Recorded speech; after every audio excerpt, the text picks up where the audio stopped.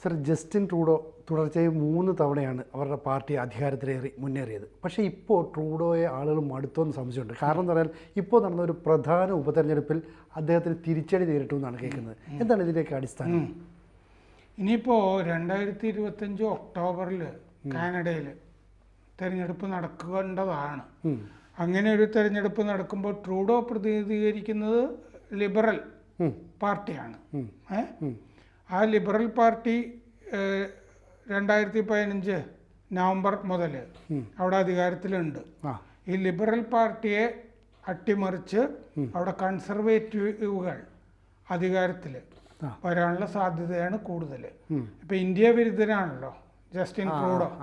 അപ്പോൾ ഇന്ത്യക്ക് സന്തോഷമുണ്ടാക്കുന്ന സംഭവ വികാസങ്ങളാണ് അവിടെ നടക്കുന്നത്. ഇപ്പം എന്താണെന്ന് വെച്ചാൽ അവിടെ വളരെ പ്രധാനപ്പെട്ട ഒരു ഉപതെരഞ്ഞെടുപ്പ് നടന്നു ഒൻറ്റാറിയോയിൽ. ഒൻറ്റാറിയോ എന്ന് പറയുന്നത് ഈ ലിബറൽസിൻ്റെ ഒരു ശക്തി കേന്ദ്രമാണ്, ട്രൂഡോയുടെയും ഒരു ശക്തി കേന്ദ്രമാണ്. ആ ടൊറൻറ്റോയിൽ ഇപ്പോൾ കൺസർവേറ്റീവ് പാർട്ടിയുടെ ഡോൺ സ്റ്റുവർട്ട് മറ്റേ ലിബറൽ പാർട്ടി ട്രൂഡോയുടെ പാർട്ടിയിലെ ലെസ്ലി ചർച്ചിനെ തോൽപ്പിച്ചു കഴിഞ്ഞ ആഴ്ച. അത് പ്രതീക്ഷിച്ചിരുന്നതല്ല എന്ന് ട്രൂഡോ തന്നെ പറയുന്നുണ്ട്. കാരണം എന്താണെന്ന് വെച്ചാൽ ഒരു ലിബറൽ MP അവിടെ നിന്ന് ടൊറൻറ്റോയിൽ നിന്ന്, ഇത് ടൊറൻറ്റോ സെൻറ്റ് പോൾ എന്നാണ് സീറ്റിൻ്റെ പേര്. ആ ടൊറൻറ്റോ സെൻറ്റ് പോൾ മറ്റേ അവിടെ നിന്നുള്ള MP-യെ ഡെൻമാർക്കിൽ അംബാസഡർ സ്ഥാനപതിയായിട്ട് അയച്ചപ്പോഴാണ് ഉപതെരഞ്ഞെടുപ്പ്. ഒരു പ്രധാന ഉപതെരഞ്ഞെടുപ്പായിരുന്നു. വളരെ വളരെ ഇവരുടെ ശക്തി കേന്ദ്രമാണത്. ഈ മാർക്സിസ്റ്റ് പാർട്ടിക്ക് കണ്ണൂർ എന്നൊക്കെ പറയുന്ന പോലെ, അവർക്ക് കൂത്തുപറമ്പ് എന്നൊക്കെ പറയുന്ന പോലെ ഒരു സ്ഥലമാണ് ഈ സെൻറ്റ് പോൾ എന്ന് പറയുന്ന സ്ഥലം. അവിടെ തൊട്ട് തുന്നമ്പാടിപ്പോയി. സ്റ്റുവർട്ടിന് ഈ ജയിച്ച ആൾക്ക് 42.11% വോട്ട് കിട്ടി. 15,555 വോട്ട് ആണ് ആകെ കിട്ടിയത്. ചർച്ചിന് കിട്ടിയത്, അതായത് ട്രൂഡോയുടെ പാർട്ടിക്ക് 40.5% എന്ന് പറയുമ്പോൾ ഒരു 2% കുറഞ്ഞു. 14,965 വോട്ട്. NDP അടുത്തത് 10.9%. ഈ അവിടെ ഒരു ഇന്ത്യക്കാരനും മത്സരിച്ചിരുന്നു, അമൃത് പർഹാർ എന്ന് പറഞ്ഞൊരാൾ, ന്യൂ ഡെമോക്രാറ്റിക് പാർട്ടി. അതാണ് ഈ 10.9% എന്ന് പറയുന്നത്. ധാരാളം സിഖുകാരുള്ള ഒരു സ്ഥലമാണല്ലോ. അപ്പോൾ അവരുടെ കൂട്ടത്തിൽ നിന്നൊരാൾ മത്സരിച്ചതാണ്. അപ്പോൾ ഇവിടെ കഴിഞ്ഞ 10 തെരഞ്ഞെടുപ്പുകളിൽ ഈ ട്രൂഡോയുടെ ലിബറൽ പാർട്ടിയാണ് ജയിച്ചുകൊണ്ടിരുന്നത്. അപ്പോൾ ശരിക്കും കോട്ടയിലാണ് അല്ലേ? അപ്പോൾ ഈ ലിബറലുകളുടെ ഒരു ശക്തി ഒരു ചോർന്നു പോകുന്നു അല്ലേ? അല്ലാതെ ചോർന്നു പോയിരിക്കുന്നു. ഈ അടിസ്ഥാന വോട്ടുകൾ ചോർന്നു എന്ന് നമ്മളിവിടെ പറയുന്ന പോലത്തെ ഒരു സംഭവം വന്നിരിക്കുന്നു. കരോലിൻ ബെന്നറ്റ് ആയിരുന്നു അവിടെ നിന്ന് ഇതുവരെ MP. കരോലിൻ ബെന്നറ്റിനെ ഡെൻമാർക്കിൽ സ്ഥാനപതിയാക്കുന്നത്, ട്രൂഡോ സ്ഥാനപതിയാക്കുന്നത് നമ്മുടെ കേന്ദ്രത്തിലെ നമ്മൾ എളുപ്പത്തിൽ ജയിക്കും എന്നുള്ളതാണോ? അല്ലെങ്കിൽ അവിടെ നിന്ന് ഒരാളെ ഇളക്കി ഡെൻമാർക്കിലേക്ക് വിടേണ്ട കാര്യമില്ല. ഇത് വളരെ സുഖമുള്ള ഒരു സ്ഥലമാണ്. ഇവിടുന്ന് ഒരാളെ എടുത്തിട്ട് അങ്ങോട്ട് അയക്കാന്നാണ് വിചാരിച്ചത്. കണക്കൂട്ടൽ തെറ്റിപ്പോയി. അവർ 25 കൊല്ലമായിട്ട് ഈ മറ്റേ കരോലിൻ ഇവിടെ MP ആയിരുന്നു. 25 കൊല്ലമായിട്ട് അത്രയും ശക്തി കേന്ദ്രമാണ്. അങ്ങനത്തെ ശക്തി കേന്ദ്രത്തിലാണ് ഇത് പറ്റിയിരിക്കുന്നത്. അപ്പോൾ ട്രൂഡോ ട്രൂഡോ ഈ കഴിഞ്ഞ മാർച്ചിൽ തന്നെ ഇതൊരു ക്രേസി ജോബാണ്, ഇത് വിടുന്നതിനെ പറ്റി ഞാൻ ആലോചിക്കുന്നുണ്ടൊക്കെ എന്നൊക്കെ പറഞ്ഞിരുന്നു. പക്ഷെ അധികാരത്തിൽ നിന്ന് ആരും അങ്ങനെ വിട്ടു പോവില്ലല്ലോ. അപ്പോൾ ഇപ്പോൾ എന്ത് പറ്റിയെന്ന് വെച്ച് കഴിഞ്ഞാൽ ഈ ട്രൂഡോയുടെ കക്ഷിയിൽ നിന്ന് തന്നെ ഒരു MP വെയിൻ ലോങ് അങ്ങേര് ട്രൂഡോ രാജിവെക്കണം എന്ന് കഴിഞ്ഞ ദിവസം ആവശ്യപ്പെട്ടു. അപ്പോൾ സ്വന്തം പാർട്ടിയിൽ നിന്ന് തന്നെ എതിർപ്പ് ഉണ്ടായി തുടങ്ങി. അതാണ് കാര്യങ്ങൾ രൂക്ഷമാക്കിയിരിക്കുന്നത്. ന്യൂ ബ്രൺസ്വിക്കിൽ നിന്നുള്ള MP ആണ്. അങ്ങേരാണ് പറയുന്നത് പുതിയ നേതൃത്വം വേണം, നമ്മുടെ ഭാവിക്ക് അങ്ങനെ വേണം. പാർട്ടിയുടെയും രാജ്യത്തിൻ്റെയും ഭാവിക്ക് ഈ ട്രൂഡോ പ്രധാനമന്ത്രിയായിട്ട് ഇവിടെ തുടരരുത് എന്ന് സ്വന്തം പാർട്ടിയിൽ നിന്നുള്ള ഒരു MP തുറന്നു പറയുമല്ലേ? തുറന്ന് പറഞ്ഞിരിക്കുകയാണ്. അപ്പോൾ സ്വന്തം ക്യാമ്പിൽ പാളയത്തിൽ പട എന്ന് പറഞ്ഞ സംഭവം ട്രൂഡോയ്ക്ക് അവിടെ അഭിമുഖീകരിക്കേണ്ടി വന്നിരിക്കുന്നു. ഇത് എന്താണെന്ന് വെച്ച് കഴിഞ്ഞാൽ ട്രൂഡോയുടെ ഒരു വോട്ട് ബാങ്ക് ആയിട്ടാണ് അവിടെ ഖലിസ്ഥാനികൾ നിൽക്കുന്നത്. ഖലിസ്ഥാൻവാദികൾ, സിഖുകാരുടെ ഒരു കേന്ദ്രമാണ് കാനഡ. അവിടെ ഹർദീപ് സിംഗ് ഗുജ്ജർ 2020 ഇന്ത്യ ഭീകരന്മാരുടെ പട്ടികയിൽപ്പെടുത്തിയ ആളാണ് ഈ ഖലിസ്ഥാൻ തീവ്രവാദി. ഹർദീപ് സിംഗ് നിജ്ജറെ കഴിഞ്ഞ കൊല്ലം ജൂണിൽ കൊന്നിരുന്നു 4 പേര്. അജ്ഞാതരല്ല, ഇപ്പൊ 4 പേരെ പിടിച്ചിട്ടുണ്ട്. അപ്പോൾ ആ കൊന്നു കഴിഞ്ഞപ്പോ അങ്ങേരിത് ഇന്ത്യയുടെ തലയ്ക്ക് വെച്ചു ട്രൂഡോ. ഇത് ഇന്ത്യ ചെയ്തതാണ് എന്ന് പറഞ്ഞിട്ട് ഇന്ത്യ അത് നിഷേധിക്കുകയും ചെയ്തു. പിന്നെ സമീപകാലത്താണ് ആ കേസ് കൊന്നു എന്ന് ആ കേസിലെ 4 പ്രതികളെ പിടിച്ചിരിക്കുന്നത്. അവരും സിഖുകാരൊക്കെ തന്നെയാണ്. അതിന്റെ ഒരു അനുസ്മരണം അല്ലേ? അത് നിജ്ജറിന്റെ ഒരു അനുസ്മരണം ഒരു കൊല്ലമായി ഒരു 10 ദിവസം മുമ്പ്. അത് അതിന്റെ 1ാമത്തെ വാർഷികമായപ്പോൾ അവിടെ സ്പീക്കർ ഇനി നമുക്ക് എഴുന്നേറ്റ് നിൽക്കാം, മൗനമായി പ്രാർത്ഥിക്കാം എന്ന് പറഞ്ഞിട്ട് 2 മിനിറ്റ് MP മുഴുവൻ എഴുന്നേറ്റ് നിന്നു. അത് കഴിഞ്ഞ് ഇവര് ഇതിന്റെ ഖലിസ്ഥാൻ സംഭവം ഉണ്ടല്ലോ, അതായത് ഖലിസ്ഥാൻ എന്ന് പറഞ്ഞാൽ ഓപ്പറേഷൻ ബ്ലൂ സ്റ്റാർ, അതിന്റെ വാർഷികത്തിന് അവിടെ മോദിയുടെ കോലം കത്തിക്കുകയും ഒക്കെ ചെയ്തു. ഒരു വാൻകൂവറിൽ നമ്മുടെ എംബസിയുടെ തൊട്ടടുത്ത കെട്ടിടത്തിലൊക്കെ കൂടിയിട്ട് ഇന്ത്യക്കെതിരെ മുദ്രാവാക്യമൊക്കെ വിളിച്ച് തെരുവിലുമൊക്കെ നടന്നു. അതൊന്നും ആരും ചോദ്യം ചെയ്തില്ല. ഈ ഖലിസ്ഥാൻകാരെ ഇത്രയും സപ്പോർട്ട് ചെയ്യുന്നത് 2% വോട്ടർമാർ അവരുണ്ടോ? അങ്ങനെയാണോ? അവിടെ വോട്ടുണ്ട്, അവിടെ കാര്യമായ വോട്ടുണ്ട്. മാത്രമല്ല ഈ ഇതിൻ്റെ അകത്തുള്ള സംഭവം എന്താണെന്ന് വെച്ച് കഴിഞ്ഞാൽ ഈ അമേരിക്ക കാനഡ തെരഞ്ഞെടുപ്പിലൊക്കെ ഈ ജനങ്ങളിൽ നിന്നാണല്ലോ ഈ ഫണ്ട് ഉണ്ടാക്കുന്നത്. അപ്പോൾ ഓരോരുത്തരും കൊടുക്കുന്ന ഫണ്ട്, ഉദാഹരണത്തിന് ഈ ഖലിസ്ഥാൻവാദികൾ 134 കോടി രൂപ ഈ കെജ്രിവാളിന് കൊടുത്തിട്ടുണ്ടല്ലോ. അത് പന്നുൻ എന്ന് പറഞ്ഞ അവരുടെ നേതാവ് വെളിപ്പെടുത്തുകയും ചെയ്തു.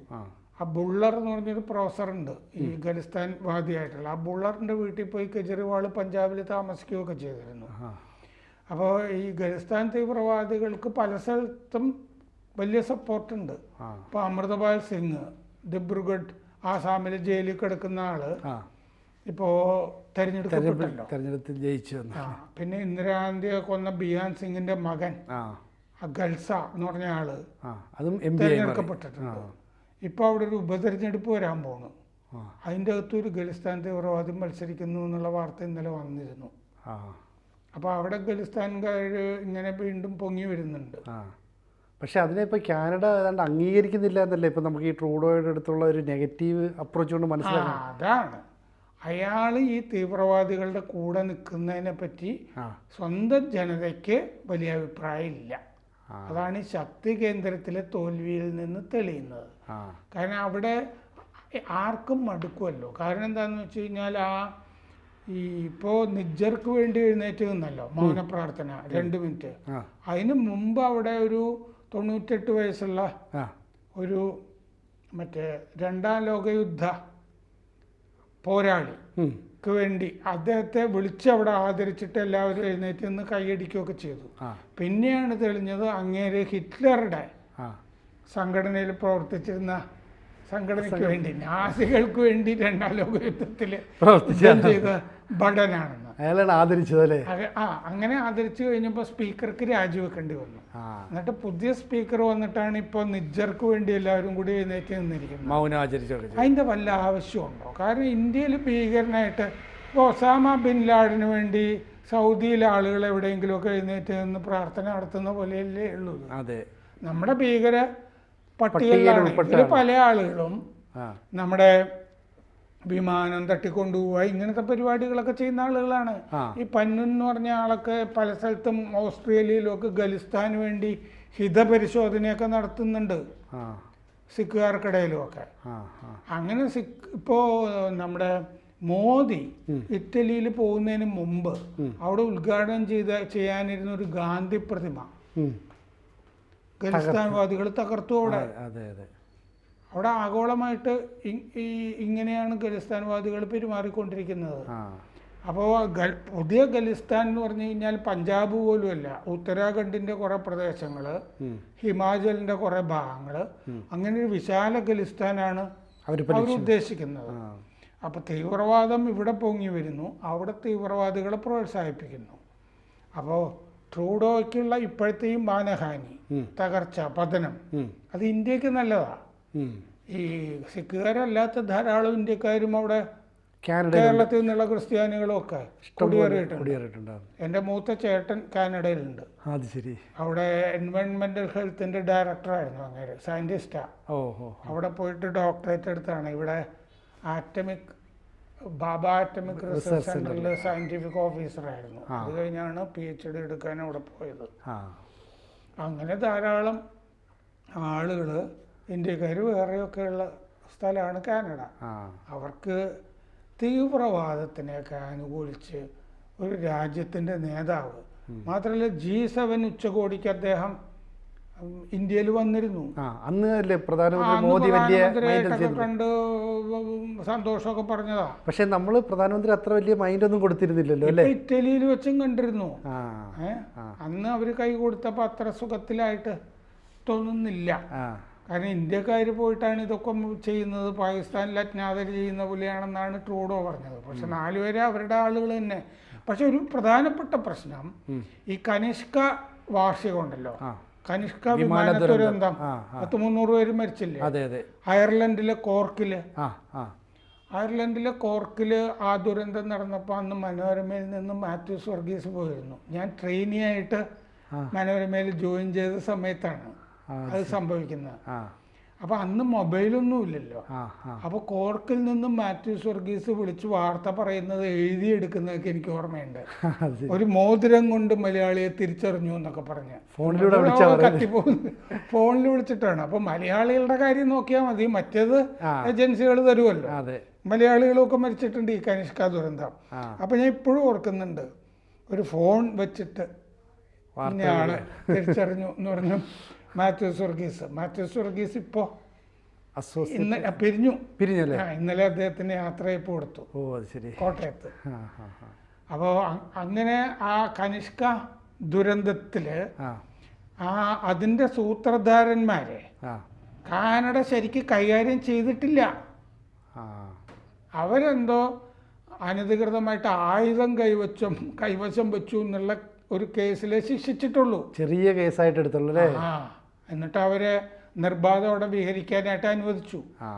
അപ്പൊ ഈ നിജ്ജറിന് വേണ്ടി എഴുന്നേറ്റ് നിന്ന് കൈയിടിച്ചില്ലേ, അല്ല മൗന പ്രാർത്ഥന, അതിന് പകരമായിട്ട് നമ്മള് വാൻകൂവറിലെ എംബസിയില് നമ്മൾ കനിഷ്ക ദുരന്തത്തിലെ മരിച്ചുപോയവർക്ക് വേണ്ടി അതിന്റെ വാർഷികവും ഇതിന്റെ കൂടെ വന്നേ ഒരു മറുപടി എന്നുള്ള നിലയ്ക്ക് നമ്മള് അത് ആചരിച്ചു, ദുഃഖാചരണം.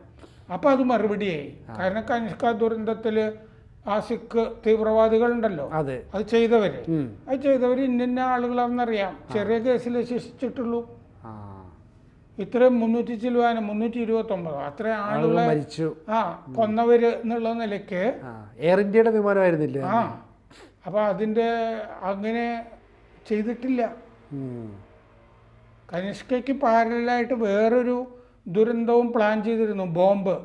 ആ ബോംബ് വേറൊരു എയർ ഇന്ത്യ വിമാനത്തിൽ വെക്കണമെന്ന് ഹീത്രോ വിമാനത്താവളത്തിൽ ഒരു ഏജന്റിനെ പറഞ്ഞ് ഏൽപ്പിച്ചിരുന്നു ട്രാൻസ്ഫർ ചെയ്യാനായിട്ട്. ഒരു യാത്രികൻ യാത്ര ബുക്ക് ചെയ്യുകയും ചെയ്തിരുന്നു. എന്നിട്ട് അയാളുടെ ലഗേജ് എയർ ഇന്ത്യ വിമാനത്തിലേക്ക് ട്രാൻസ്ഫർ ചെയ്യണം എന്ന് പറഞ്ഞിരുന്നു ഹീത്രോ. അതിൽ ഡിലേ വന്നു ആ ലഗേജ് മാറ്റുന്ന. ആ ഡിലേ വന്നതുകൊണ്ട് ആണ് അത് നടക്കാതെ പോയത്. വലിയ ദുരന്തം ഒഴിവായി കനിഷ്കയെ നടന്നുള്ളൂ. അപ്പൊ അതുകൊണ്ട് ട്രൂഡോയ്ക്ക് ഇപ്പോൾ സംഭവിച്ചിരിക്കുന്ന അപമാനം എന്തുകൊണ്ടും നമുക്ക് സ്വാഗതം ചെയ്യാം. കൂടുതൽ വാർത്തകളും വിശേഷങ്ങളും നിങ്ങളിലേക്ക് എത്താൻ ABC മലയാളം സബ്സ്ക്രൈബ് ചെയ്യുക, ബെൽ ബട്ടണും അമർത്തുക.